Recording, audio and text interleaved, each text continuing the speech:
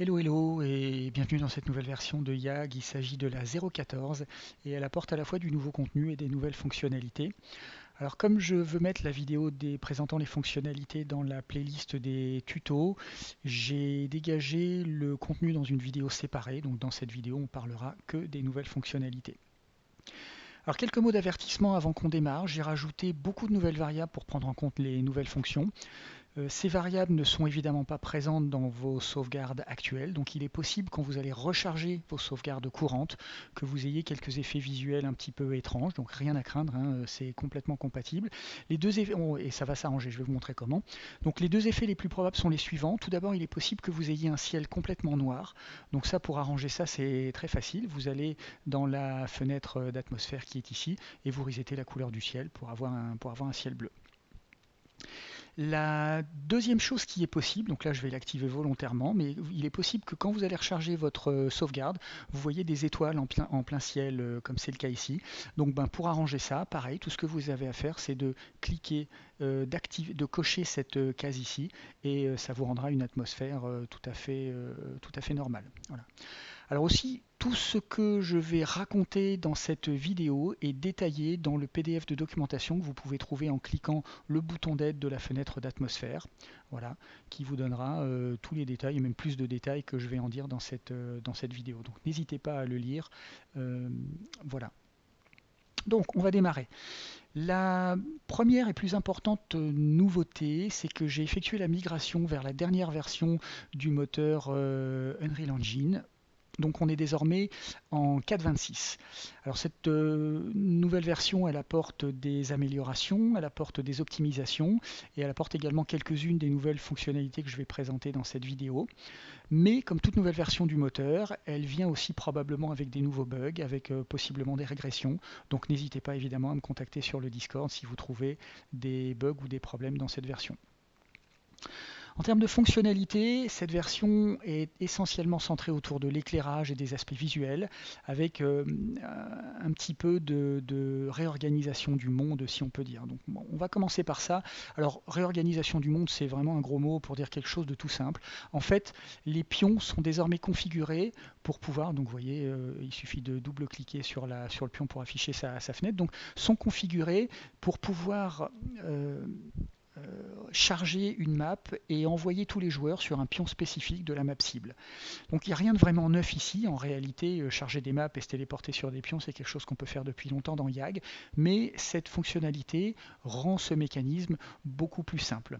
Donc comment ça fonctionne? On affiche donc la fenêtre du pion en double-cliquant dessus et vous voyez qu'on a un nouveau panneau qui s'appelle Load Map, donc ça veut dire charger une map, charger une sauvegarde, et qui va nous permettre de charger une carte. Donc il suffit de choisir une map existante, on copie-colle son nom dans le champ qui est ici. On peut également renseigner l'identifiant d'un pion cible dans cette map cible. Donc ici on ne va pas le faire parce que j'en ai pas, d'accord. Et ensuite c'est tout, on n'a plus qu'à activer. Donc pour vous montrer comment ça fonctionne un petit peu plus concrètement, j'ai préparé trois petites cartes qui s'appellent World Map, World Forest et World Village. Donc une map du monde, une petite forêt et puis un village.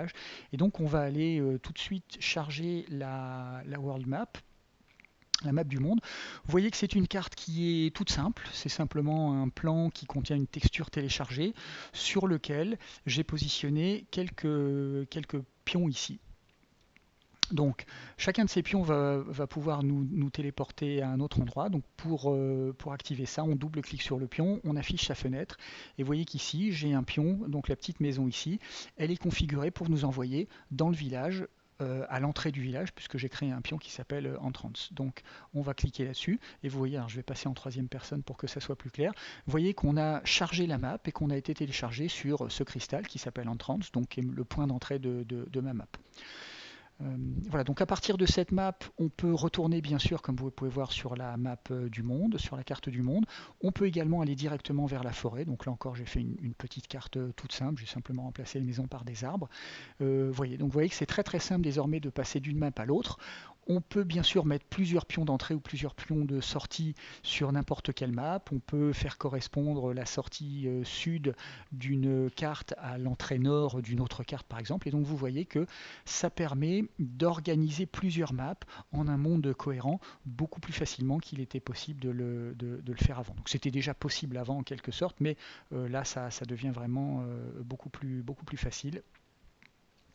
Voilà. Donc ensuite on a ce qui est à mon avis la fonctionnalité la plus utile de cette nouvelle version dans le département visuel en tout cas. Donc je vais charger encore une map que j'ai préparée. C'est la map que j'ai préparée. C'est la map en fait que j'ai utilisée pour faire tous mes tests. Voilà. Et donc je vais vous faire voir cette nouvelle fonctionnalité sur ce pion là. Ici, donc on a désormais des lumières qui sont entièrement personnalisables. Donc je double-clique là-dessus pour faire apparaître la fenêtre du pion. Et vous voyez que sur cette fenêtre, on a un nouveau panneau qui s'appelle Lights, donc éclairage, lumière, et qui contient 5 nouvelles options. Alors pardon, on peut évidemment activer ou désactiver, enfin allumer ou éteindre la loupiote. Et donc on a 5 nouvelles options. 3 d'entre elles sont complètement évidentes. Donc la première, c'est l'intensité. Je peux mettre une intensité plus grosse sur la lumière. La deuxième, c'est la distance d'éclairage. Donc ici, par exemple, je passe à 10 pour avoir une lumière qui éclaire plus loin. Et puis la troisième, c'est la couleur. Donc ici, je vais choisir une couleur un petit peu voisine de celle-là pour pas esquinter trop ce qu'on voit. Vous voyez. Donc on peut choisir très facilement la couleur. Les deux paramètres qui restent nécessitent un petit peu plus d'explication. Celui-ci, le premier, représente la vitesse à laquelle la lumière va s'éteindre en s'éloignant de sa source. Donc c'est en quelque sorte le profil de la lumière. Donc la valeur par défaut qui est de 2 donne un éclairage relativement réaliste, comme vous pouvez voir. Mais une autre valeur très intéressante qu'on peut mettre, c'est 0. Et avec cette valeur, la lumière ne s'éteint pas en s'éloignant de sa source. Et donc elle s'éteint de façon très brusque, comme vous pouvez voir, quand elle arrive à sa distance limite. Donc ça donne un éclairage qui est évidemment complètement irréaliste, mais qui peut être très intéressant en termes de gameplay parce que ça montre exactement la distance de vue du pion. Donc si le fait de connaître la distance de vue d'un perso est plus important pour vous que le réalisme, c'est un paramètre à garder en tête. Voilà. J'ai oublié de préciser que la distance de vue est exprimée en mètres. Donc ici, on a un perso qui voit 5 mètres, ici, il voit 7 mètres, ici, il voit 3 mètres. Et donc, vous voyez que ça permet de calculer ça très précisément. Voilà. Je reviens avec l'éclairage ici. Le dernier paramètre, c'est le rayon de la source de lumière. Et je ne vais pas en parler maintenant parce qu'on le verra un petit peu plus en détail à la fin de la vidéo parce que j'ai besoin d'une autre fonctionnalité pour vous expliquer comment il fonctionne. Voilà. Alors ensuite, on a un nouveau modèle d'atmosphère qui est plus réaliste. Le moteur calcule en fait, alors je vais afficher la fenêtre d'atmosphère ici. Le moteur, donc Unreal Engine, calcule les couleurs du ciel, les couleurs de l'atmosphère, en fonction des lois de la physique et en simulant 3 effets. Donc un pour les couleurs du soleil et du ciel, un autre pour le brouillard atmosphérique et un autre pour l'absorption, qui est en fait un moyen d'obscurcir un peu le ciel. Voilà. Donc pour chaque système, on peut choisir une couleur et une intensité, et donc ça donne beaucoup d'options pour créer des cieux beaucoup plus réalistes et également plus versatiles. Donc les valeurs par défaut correspondent à l'atmosphère terrestre naturellement, mais on peut très facilement créer par exemple un ciel extraterrestre en choisissant la couleur violette. Alors pardon, je vais peut-être commencer par remettre de la lumière. Donc vous voyez qu'ici on a un ciel bleu, et on peut donc obtenir un ciel extraterrestre en appliquant une lumière violette. Alors, si je regarde plein est, je crois que je suis déjà, plein est, c'est bon. Je vais passer ici à 6 heures du mat pour qu'on ait un lever de soleil, et vous voyez que les couleurs de l'atmosphère sont calculées de façon complètement automatique. Et donc pour un ciel violet, on a ici un coucher de soleil vert. Voilà. Alors, vous pouvez également remarquer que la luminosité des étoiles, donc du ciel de nuit qu'on choisit ici, comme précédemment, est calculée automatiquement en fonction de l'heure. Donc par exemple ici, si je passe en pleine nuit à 4 heures du mat, j'ai un ciel qui est totalement visible. Si je passe à 6 heures du mat, j'ai des couleurs d'un lever de soleil. Et puis si je remets un petit peu plus tard à 8 heures, on se retrouve avec un ciel complètement plein. Alors cette fonctionnalité, je vais repasser ici à 6 heures, elle peut être désactivée si vous souhaitez que les étoiles soient toujours visibles. Vous voyez, donc ici, on va repasser à 8 heures en fait. Donc là, les étoiles sont rendues invisibles par le calcul automatique. Je peux désactiver ce calcul automatique pour avoir des étoiles qui soient en permanence visibles. Vous voyez, et donc donc ça permet de faire des cieux extraterrestres, ça permet de faire des mondes voilà, un peu plus spectaculaires. Vous pouvez voir les étoiles en plein jour, et c'est encore plus visible si on affine un petit peu l'atmosphère en mettant un chiffre un petit peu plus petit. Vous voyez que là, on a un ciel qui est presque transparent avec une atmosphère très fine, donc qui laisse voir les étoiles en pleine journée. Donc on est en plein soleil, on a les couleurs et les gradients d'une belle atmosphère, et les étoiles sont toujours visibles. Donc pour faire un ciel extraterrestre, encore une fois, ça peut être tout à fait sympathique. Voilà, on va revenir couleur de notre planète avec une atmosphère standard, et on va éteindre les étoiles ici. Alors ensuite, on a une option qui est un petit peu un gadget à mon avis, mais comme c'est disponible dans la nouvelle version du moteur, j'ai pensé que ça ferait pas de mal de l'avoir dans YAG. On a désormais la possibilité d'activer des nuages volumétriques, comme vous pouvez voir ici. Alors on va revenir sur un lever de soleil, un soleil rasant, ça fait des couleurs qui sont toujours plus belles. Voilà, donc comme d'habitude, il y a des tonnes d'options et de paramètres pour cette nouvelle fonctionnalité du moteur, mais j'ai préféré conserver les choses aussi simples que possible parce que c'est à mon avis une feature qui est très mineure, et donc on n'a que 3 paramètres pour la piloter. Donc la première, c'est l'altitude qui est exprimée en kilomètres et qui peut être négative, donc vous pouvez tout à fait, si vous mettez les nuages en dessous du monde, créer un monde céleste ou faire des combats dans l'espace ou au-dessus du ciel ou quelque chose comme ça. Donc vous réglez l'altitude des nuages. Vous pouvez également régler leur épaisseur, ce qui est une façon de modifier artificiellement la densité. Vous voyez qu'on obtient des éclairages tout à fait différents avec ça. Je vais revenir sur un ici. Et puis le troisième et dernier paramètre, c'est simplement la forme des nuages. Donc c'est tout simple. Vous choisissez, c'est des présélections. Et donc vous choisissez la tête des nuages que vous voulez au-dessus ou en dessous de votre tête. Voilà, en cliquant simplement sur ces boutons. Donc c'est tout simple, mais pour le moment ça fait le boulot. Voilà, et puis on va terminer avec la dernière des nouveautés de cette version qui est la plus exotique. Il est désormais possible d'activer du ray tracing dans YAG. Donc il faut que je dise là encore quelques mots d'avertissement à propos de cette fonction. C'est une technologie qui est extrêmement jeune dans les graphismes en temps réel et en particulier dans l'Unreal Engine. Donc elle vient avec quelques inconvénients. Alors encore une fois, vous trouverez beaucoup plus de détails, vous trouverez tous les détails dans le PDF que j'ai présenté en début de vidéo, le petit document d'aide. Mais pour faire très court, vous avez besoin d'une carte qui est capable de faire du RTX, donc une carte compatible RTX, avec les drivers à jour, évidemment.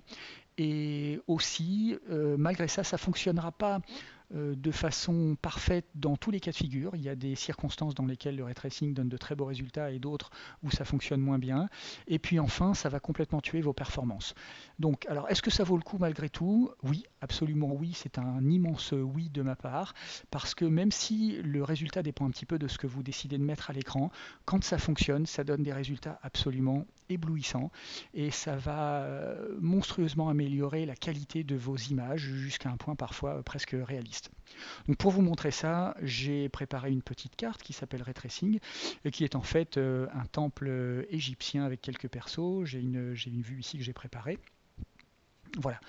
Donc, vous pouvez voir que cette image, donc ça c'est l'éclairage qu'on a d'habitude dans YAG, c'est l'éclairage historique de YAG, qui est tout à fait correct, hein, qui permet de jouer, aucun souci par rapport à ça. Mais si on regarde un petit peu plus attentivement, on peut repérer pas mal de problèmes finalement dans cette image. Premièrement, vous voyez que les ombres sont complètement noires. Ensuite, vous voyez que ces ombres sont extrêmement dures. Les profils des ombres sont taillés à la serpe, ce qui n'est pas très réaliste. Et puis, vous pouvez également constater que le plafond est extrêmement sombre, le plafond du donjon ici est extrêmement sombre, et puis enfin, vous voyez que l'occlusion ambiante autour en particulier des colonnes par exemple n'est pas d'excellente qualité, ce qui donne un éclairage relativement plat, vous voyez en particulier autour de cette colonne, on n'a pas une grosse impression de volume ici, voilà. Donc il y a des petits défauts, et donc on va activer le ray tracing complètement, et vous voyez que dès qu'on active, d'un seul coup la pièce prend instantanément vie. Donc c'est magnifique. Vous voyez qu'on a des ombres qui sont beaucoup plus réalistes. Vous voyez également que le plafond est désormais éclairé par les rayons de lumière indirects qui rebondissent partout et qui lui arrivent dessus. Vous voyez également que l'occlusion ambiante est de bien meilleure qualité sur les frontières des objets. Et donc ça nous donne une bien meilleure sensation de volume. Donc l'impression globale de cet éclairage est évidemment bien meilleure, mais ça coûte extrêmement cher. Ça vient à un prix très lourd. Donc tout d'abord, vous pouvez voir qu'on a perdu tous les effets de feu. Vous voyez qu'il n'y a plus de flammes sur la torche ainsi que sur les brasiers qui sont ici. Et ça c'est parce que le ray tracing, quand toutes les options sont activées complètement, le ray tracing ne supporte pas tous les effets spéciaux du moteur de jeu. Donc en particulier, vous voyez qu'on n'a plus de feu, on n'aura plus de sorts non plus, tous les effets forts, tous les effets magiques disparaîtront si on active cette option. Donc c'est un premier inconvénient très important. Et le deuxième inconvénient, c'est bien sûr, vous pouvez sans doute vous en rendre compte que ça tue complètement les performances. Pour vous montrer ça plus précisément, on va l'éteindre et on va afficher notre FPS ici. Donc le FPS c'est frames per seconde, hein, c'est le nombre d'images par seconde. Donc vous voyez qu'ici sur cette map simple, je maxe complètement mes performances. Donc je suis à 60 FPS plus sans aucun problème. Et vous allez voir ce qui se passe quand j'active le ray tracing. Quand il est complètement activé, je descends quasiment à 10 images par seconde, donc c'est réellement une catastrophe, hein. Donc c'est très mignon, c'est très beau, et ça fait des screenshots incroyables, mais c'est essentiellement inutilisable en temps réel. Voilà. Donc, à cause de ça, j'ai passé pas mal de temps à triturer un petit peu tous les paramètres qui existent dans le moteur, et je suis arrivé à une solution intermédiaire dans laquelle le ray tracing est activé, mais où il est en quelque sorte amoindri, où beaucoup d'options sont amoindries ou annulées pour rester utilisable en temps réel, au prix bien sûr d'une qualité amoindrie, ça va de soi. Donc ça, cette option, c'est celle que j'ai appelée optimiser ici, donc qui est l'option intermédiaire, et quand on l'active, vous voyez que l'image est contient un petit peu plus de bruit, elle est un petit peu plus bruitée, en particulier sur certaines zones de l'écran et quand on se déplace, etc. On a un petit peu de bruit, vous pouvez le voir sur les frontières ici. Mais globalement, ça reste de bonne qualité. Et vous voyez qu'on tourne à peu près à 30 images seconde, ce qui est relativement raisonnable. Et en plus, en bonus, on récupère nos effets spéciaux. Vous voyez qu'on a à nouveau les flammes et la torche ici. Voilà, donc si vous avez une carte qui est compatible RTX et que vous voulez un éclairage beaucoup plus réaliste, sans trop sacrifier du côté des performances, c'est la bonne option à utiliser, je pense, donc cette option Optimized. Voilà. Et donc, avant de terminer, comme promis, je vais vous montrer à quoi sert le dernier paramètre dont on a parlé en début de vidéo, au milieu de vidéo, quand j'ai présenté les loupiottes. Le dernier paramètre ici, donc, qui est le rayon de la source de lumière. Donc, si vous imaginez une ampoule, ce serait une ampoule de lumière, ce serait le rayon de l'ampoule. Donc, plus large est cette source, plus cette source est large et plus les ombres vont être adoucies. Donc vous voyez que si je mets ce paramètre à 0, regardez bien l'ombre du magicien ici, vous voyez que l'ombre redevient complètement irréaliste et extrêmement dure. Et si au contraire je mets une valeur beaucoup plus importante, c'est-à-dire une lumière beaucoup plus large, ça adoucit complètement les ombres et là l'ombre devient complètement floue. Voilà, donc vous pouvez jouer là-dessus, et le paramètre par défaut, encore une fois, c'est 5 cm. Alors c'est exprimé en mètres, donc 0,05 c'est par défaut c'est 5 cm, qui est à peu près la taille d'une ampoule de 5 cm de rayon, qui donne un résultat tout à fait acceptable, mais vous pouvez modifier ça si ça vous amuse. Voilà, donc encore une fois, n'oubliez pas que pour que cette ombre plus réaliste fonctionne, il faut bien sûr que le ray tracing soit activé pour autoriser le calcul des ombres ray tracées, enfin avec du lancer de rayon. Voilà. Ok, et bien on arrive à la fin de la vidéo, donc tout compte fait, cette option là du ray tracing, elle est à mes yeux absolument éblouissante, c'est fantastique. Ça représente le futur, ça fait aucun doute, il n'y a aucun doute à ce sujet. Mais à l'heure où j'enregistre cette vidéo, c'est-à-dire en avril 2021, c'est encore une fonctionnalité qui est très embryonnaire, à la fois au niveau du hardware et puis au niveau du soft, hein, du moteur. Et donc dans YAG, il faut bien sûr la considérer comme extrêmement expérimentale, hein. Il va y avoir des bugs visuels, il va y avoir plein de choses, mais vous voyez que quand ça fonctionne, c'est fabuleux. C'est fabuleux. Voilà, on arrive à la fin de la vidéo. Désolé, elle a été un petit peu longue, mais comme vous avez vu, il y a énormément de choses à dire dans cette vidéo. J'espère que vous l'avez trouvée intéressante. Et puis si c'est le cas, comme d'habitude, on se retrouve dans la prochaine avec grand plaisir. Merci beaucoup et à bientôt. Ciao.